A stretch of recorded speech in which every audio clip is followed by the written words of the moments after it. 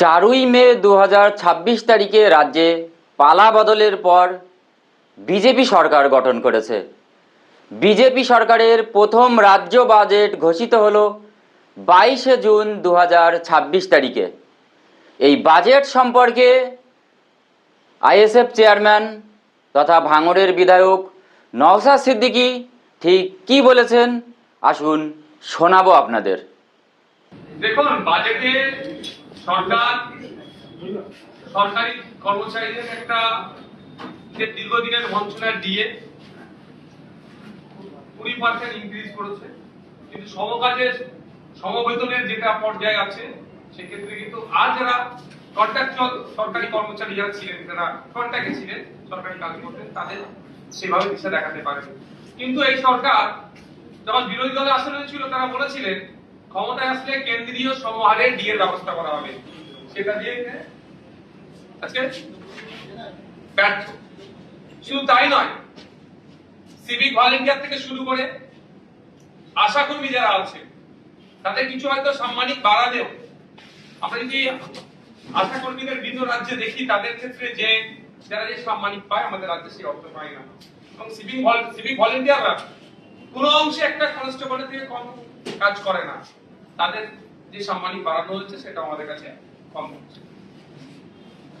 দীঘায় যখন জগন্নাথ মন্দির বা জগন্নাথ ধাম বা নিউ টাউনে বিগত সরকার যে দুর্গাঙ্গন করার পরিকল্পনা নিচ্ছিল, বর্তমান যারা শাসকে আছে তারা তখন বিরোধীরা আসনে ছিল, তখন তারা বলেছিল যে রাষ্ট্রীয় টাকা বা জনগণের ট্যাক্সের টাকা থেকে এই ধরনের ধর্মকর্ম কাজ করা যায় না।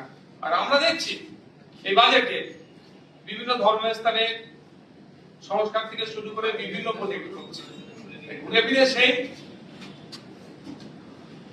মানে জাস্ট মানুষই এক তো শুধু ড্রেসটা চেঞ্জ করা হচ্ছে না দেখতে পাচ্ছি। যে বিষয়টা লক্ষ্য রাখছি, অনেক প্রতিশ্রুতি দিয়েছে এখানে, ব্লু ইকোনমির কথা বলেছে, সুনীল অর্থনীতির কথা বলেছে, অর্থশাস্ত্রীদের কথা বলেছে, কিন্তু বাস্তবিক অর্থে এটা কতটা রূপ পাবে সেটা এখন কোনো দ্বিধাদ্বন্দ্বের মধ্যে আছে। কারণ আমরা দেখেছি অলরেডি সমতলে যেভাবে দু একটা শিল্পপতি গোষ্ঠী কন্ট্রোল করছে, এই ব্লু অর্থনীতির কথা চাপিয়ে সুনীল অর্থনীতির কথা বলে এবারে কি জলটাকেও দখল নেবে, সেই দুটো একটা কোম্পানিকে বরাদ দিয়ে সবটাই কন্ট্রোল নেবে না। আর ম্যাক্সিমাম জায়গা দেখলাম পিপিপি মডেলের কথা বলা হচ্ছে, শুনতে খুবই ভালো লাগে, পাবলিকের উপরে পাবলিক এখানে ইনভলভ হচ্ছে, কিন্তু এখানে সেই ধরনের পলিসি আমি দেখতে পাই না যেটা আমাদের পাড়ার যিনি মাসে 6,000 টাকা ইনকাম করতে তার অনেকটা কষ্টকর হয়ে ওঠে, সেও এই সরকারি পিপিপি মডেলের সে অংশগ্রহণ করতে পারুক, এ ধরনের মডেল নাই। পিপিপি বললেও সেই নির্দিষ্ট কয়েকটা শিল্পপতি গোষ্ঠীদের জন্য হয়তো মানে কথা হচ্ছে, অনেক এখানে প্রতিশ্রুতি হচ্ছে। সর্বোপরি যেটা আমি আগে থেকে উপলব্ধি করেছিলাম সারা দেশের পরিস্থিতি দেখে, সংখ্যালঘুদের ক্ষেত্রে যে বরাদ্দ ছিল সেটাকে কাট করা হচ্ছে, প্রায় 3,000 কোটি টাকা কাট করা হচ্ছে। এখন দেখার বিষয় যেটা বরাদ্দ হয়েছে, প্রথমত বলি সেটা 100% কাজ করে কি করে না। দ্বিতীয় কথা হচ্ছে সংখ্যালঘুদের ক্ষেত্রে বা মাইনরিটি ডিপার্টমেন্টে শুধু মুসলিমদের জন্য নয়, আরো যে সংখ্যালঘু সম্প্রদায়ের মানুষজন আছে তাদের সাথেও কিন্তু এই বঞ্চনা করা হচ্ছে। এদিকে এদের সরকারের স্লোগান সবকা সাথ সবকা বিকাশ বললেও ভারতবর্ষের সংখ্যালঘু সম্প্রদায়কে ক্রমশ কোণঠাসা করা হচ্ছে, তার জ্বলন্ত একটা প্রমাণ দিলেন। আগামী দিনে নিশ্চিতভাবে বাজেটের উপরে যখন বিস্তারিত আলোচনা বলার সুযোগ দেওয়া হবে, আপনাদের তো লাইভেরও সুযোগ আছে, সে বিষয়ে তখন চর্চা করব। তবে একটু কথা বলবো, বিগত সরকারের দিক থেকে বর্তমান সরকারকে, বিগত সরকার যেটা ছিল তাকে দেখে শিক্ষা নেওয়া দরকার। ক্ষমতার দম্ভ দেখালে পরাজয় নিশ্চিত হবে, শুধু তাই নয় পরাজয়ের পরে যে বিপর্যয় নেমে আসবে সেটা কিভাবে সহ্য করবে সেটা তাকে শিক্ষা নেওয়া দরকার।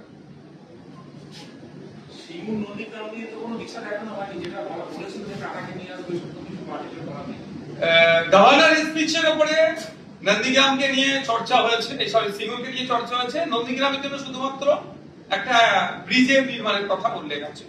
দেখুন, বিজেপির মুখ থেকে সিঙ্গুর শব্দটা যত কম আসবে আমার মনে হয় ততই ভালো। কারণ সিঙ্গুর থেকে টাটাদেরকে উচ্ছেদ করার যদি মুখোশ হয়ে থাকে মমতা ব্যানার্জি, মুখ কিন্তু বিজেপি। আমরা দেখেছি আজ টাটা সিঙ্গুর থেকে বিতাড়িত হওয়ার ফলে পশ্চিমবাংলার শিল্পের সর্বনাশ হয়েছে। আমি বলেছিলাম যতদিন মমতা ব্যানার্জি পশ্চিমবাংলা থাকবে শিল্পপতিরা ইনভেস্ট করবে না, ওই বিশ্ববঙ্গ বাণিজ্য সম্মেলন হবে, খাবে দাবে চলে যাবে। এখনো পর্যন্ত সিঙ্গুরকে নিয়ে সে দিশা দেখাতে পারেনি। আর সর্বোপরি কোন মুখে দিশা দেখাবে? যারা টাটাকে তাড়িয়েছে তারা কিভাবে এটা দিশা দেখাতে পারে? এট এ গ্লান্স আপনার বাজেটটা কি মনে হচ্ছে? প্রথম দফায় দেখে ওটা হয়তো পড়া সম্ভব হয়, কিন্তু দেখে এট এ গ্লান্স আপনার কি মনে হয়? কিছু চমক আছে, কিছু চমক আছে। আর এই যে ব্যর্থতা এই বাজেটের মধ্যে আছে, ব্যর্থতা ঢাকা দেওয়ার একটাই জায়গা, সংখ্যালঘুদের ফান্ড কেটে দেওয়া হয়েছে, মুসলিমদের ফান্ড হিসাবে। ফলে যারা বিজেপিকে নিয়ে এসছে একটা অংশ, একটা হেভি অংশ তো ভোট দিয়ে নিয়ে এসছে এই রাজ্য সরকারের দ্বিচারিতা অন্যায় অত্যাচারের বিরুদ্ধে বিগত সরকারের, আর যে অংশের ভোটটা বিজেপিকে নিয়ে এসছে তারা দেখাবে যে মুসলিমদেরকে টাইট দেওয়া হচ্ছে, এটা দিয়ে চাপা দেওয়ার জন্যই সংখ্যালঘুদের ফান্ডে কাটা হয়েছে। আচ্ছা, নির্দিষ্ট করে ওই কোশ্চেনটাই করবো। সংখ্যালঘু দপ্তর, মাদ্রাসা শিক্ষা দপ্তর, তার যে বরাদ্দ তার প্রায় 50% নিচে নেমে গেছে। আগের সরকারের এই যে বরাদ্দ ছিল এবং এই সরকারের যে কমানো হতো আগের এবং এখনকার, কিভাবে বিশ্লেষণ করবো? ধরুন এই বাজেটের যে সমস্ত দিকগুলো ব্যর্থতা আছে, দুর্বল জায়গাগুলো ঢাকা দেওয়ার অস্ত্র ওটাই, আর কোনো চর্চা হবে না, ওটাই অস্ত্র। এই দুর্বলতা ঢাকা দেওয়ার জন্য সংখ্যালঘুরা রেডি আছে, এক নম্বর। দ্বিতীয় কথা, সংখ্যালঘুদেরকে মানে সংখ্যালঘু মুসলমানদেরকে টাইট দিতে গিয়ে বাকি যারা সংখ্যালঘু সম্প্রদায় অন্তর্ভুক্ত তারা আজকে টাইট হচ্ছে। তৃতীয়ত, যে বাজেটটা আজকে রেখেছে একটু আমি চরম বিরোধিতা করছি, কারণ প্রত্যেকটা ডিপার্টমেন্টের বাজেট বাড়লো, সংখ্যালঘু ডিপার্টমেন্টের বাজেট কমে গেল, এটা আমি চরম বিরোধিতা করছি এবং এটা নিয়ে বিবেচনা করা হয় সেটারও আমি চর্চা করব। 3 নম্বর যে বিষয় যেটা থাকছে সেটা হচ্ছে যে বাজেট বরাদ্দ হয়েছে সেটাও যদি 100% কাজ করে সেটাও কিন্তু উপরি পাওনা হবে। কারণ এটুকু আমি বলে দিই, লাস্ট ফিনান্সিয়াল ইয়ারে 5,500 কোটি টাকার উপরে সংখ্যালঘুদের স্বার্থে বরাদ্দ ছিল না তৃণমূল পরিচালিত সরকারের। কিন্তু তথ্য তুলে দেখা যাবে লাস্ট 4টি যদি আপনি অর্থবর্ষ দেখেন 50% এরা খরচে কভার করেনি যা বরাদ্দ থাকে। শুধু তাই নয়, 20% মুসলিম যে ব্লকে বসবাস করে সেই ব্লকগুলোকে অ্যাজ মুসলিম ব্লক হিসেবে ট্রিট করিয়ে ওখানে স্কুল এডুকেশন সহ আনুষঙ্গিক ডিপার্টমেন্টে এই সংখ্যালঘু বিষয়ক মাদ্রাসা শিক্ষা দপ্তরের টাকাও খরচ করা হতো, অর্থাৎ টাকা ফান্ডের অপব্যবহার হতো। আমি আশা করব এই সরকারের কাছে যে ফান্ডের অপব্যবহার না হয়, মিসম্যানেজমেন্ট না হয়, যে ফান্ড যার জন্য বরাদ্দ হয়েছে হেড টু হেড সেটা খরচ করা হোক এবং এটা এই বৈষম্যের হাত থেকে, বঞ্চনার হাত থেকে বাংলার মানুষ সহ সংখ্যালঘুদেরকে মুক্তি দেওয়া হোক। কারণ গভর্নর স্যার তার স্পিচে বলছে আপনার ধর্মনিরপেক্ষতার চরিত্র বজায় রাখার কথা। যদি ওটাই হয় এবং প্রত্যেকটা ধর্ম জাত বর্ণের ঊর্ধ্বে গিয়ে একটা গুড গভর্নেন্স উপহার দেওয়ার কথা বলছে, তো এখানে নির্দিষ্ট করে সংখ্যালঘু সম্প্রদায় মুক্ত যারা আছে তাহলে সরকারের দ্বারাই তারা বৈষম্যের শিকার হচ্ছে। আর এই সরকার সংবিধানকে সামনে রেখে শপথ নিচ্ছে, আশা করবো সংবিধান সম্মত কাজ করবে। সংবিধান যে রাইটস গুলো দিয়েছে একজন সাধারণ নাগরিকের উপরে, একজন সংখ্যালঘুর উপরে, একজন এসটি এসসির উপরে, সেটা যাতে যথাযথ ফুলফিল হয় সেটা নজর রাখবে। বিজেপি বহুবার পরিযায়ী শ্রমিক নিয়ে অনেক সমালোচনা করছে আগের সরকারে, এই বাজেটে কি পরিযায়ী শ্রমিকদের নিয়ে কোনো দিশা দেখানো হয়েছে? এখানে নতুন কলকারখানা তৈরি হবে, কর্মসংস্থান তৈরি হবে পরিযায়ী শ্রমিকদেরকে সাথে খাদ্যাতে ওরা এখানে কাজ করবে, কিন্তু এখনই তো এটা সম্ভব নয়। আজকে বললি কালকে একটা এখানে কোম্পানি আসবে, শিল্পপতি গোষ্ঠী আসবে, ইনভেস্ট করলো, কালকেই সেটা হয়ে যায় না, সময় লাগে। এই মুহূর্তে পরিযায়ী যারা আছেন তাদের বিভিন্ন ভাবে ভিন রাজ্যে যারা আছে তাদের প্রোটেকশন দেওয়ার ব্যাপারে কোনো শব্দ খরচা করলেন না। কিন্তু inter state migrant labour act আছে 1979, এক্সাক্ট সালটা মনে পড়ছে না, inter state migrant workman labour act আছে। সেই অনুযায়ী যে আমার রাজ্য থেকে একজন শ্রমিক ভিন্ন রাজ্যে যাচ্ছে তার সমস্ত রকমের নিরাপত্তা থেকে শুরু করে চুক্তি যেটা সেটা যাতে ফুলফিল করে, ভিন রাজ্যের সাথে কেমন যোগাযোগ থাকবে, ভিন রাজ্য থেকে আমাদের রাজ্যে যদি কেউ কাজ করতে আসে তার ক্ষেত্রে আমরা সেই সিকিউরিটি দেবো, নিরাপত্তা দেবো, সে নিয়ে কিন্তু কোনো চর্চা হলো না। কিন্তু ভোটের সময় সেই সময় ভিন রাজ্য থেকে ভোটারদেরকে নিয়ে আসা, তদারকি করে নিয়ে আসা, তাদের জন্য স্পেশাল ট্রেন অ্যারেঞ্জ করা, সবটা হলো।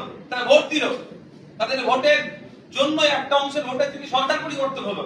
কিন্তু সরকার পরিবর্তন হয়ে যাওয়ার পরে তাদেরকে নিয়ে সেই অর্থে আর চর্চাই হলো না।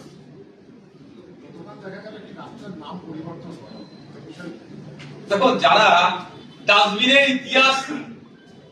ইতিহাস আঁকড়ে বাঁচতে চাইছে তাদের কাছ থেকে এর থেকে বেশি কিছু আর পাওয়া যায় না। হোসেন শহীদ সোহরাওয়ার্দী আর হাসান সোহরাওয়ার্দীর মধ্যে যারা ঠিক না করতে পারে তাদের কাছ থেকে আর বেশি আশা করাটা আমাদের বৃথা। ঠিক যেভাবে ওই আখলাকের ফ্রিজের মধ্যে নাকি গোমাংস ছিল, পরে টেস্ট করে দেখেছে ল্যাবরেটরিতে ওটা গোমাংস নয়, কিন্তু তাকে তো খুন করে দিল, ঠিক এটাই হলো। এর বাইরে কিছুই নয়। সংখ্যাগরিষ্ঠ যেখানে সংখ্যালঘু সম্প্রদায়ের মানুষ একটু বেশি বসবাস করে সেই জায়গাটায় নামটা পরিবর্তন করলো, কাকার নাম হলো কি আর চাচার নাম হলো, ব্যাপারটা নয়, পরিবর্তন করে এই যারা উগ্র মানসিকতা নিয়ে চলছে তাদেরকে একটু অক্সিজেন দিল। আর এই সরকারের ব্যর্থতা যত এই 1.5-2 মাসে যেটা হয়েছে সেটাকে ঢাকা দেওয়ার চেষ্টা মাত্র, আর কিছু নয়। আমরা আশা করবো, আমরা চিফ মিনিস্টারকে চিঠি করব যে অবিলম্বে যে হাসান সোহরাওয়ার্দীর যে অবদান, সে অবদানকে স্বীকৃতি দিয়ে তার নামটা পুনরায় আবার সেখানে ফিরিয়ে আনা হবে।